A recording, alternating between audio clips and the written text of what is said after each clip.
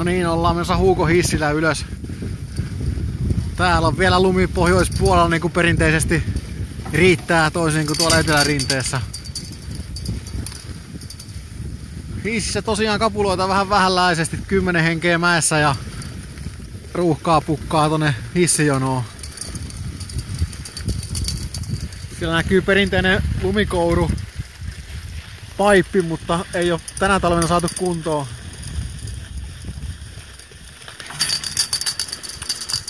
Lähestytään yläasemaa. Täällä on vähän lumitykille käynyt pahasti jossain vaiheessa.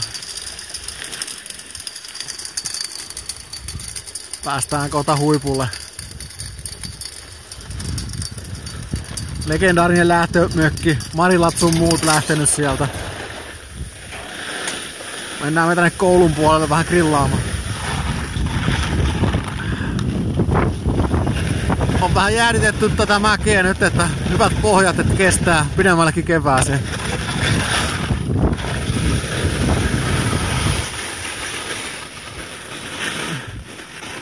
Ei pääse koulurinnettä laskemaan tänä vuonna. On kyllä vähän surullista. Siellä on 81 tullut alppihihtoura aloitettua.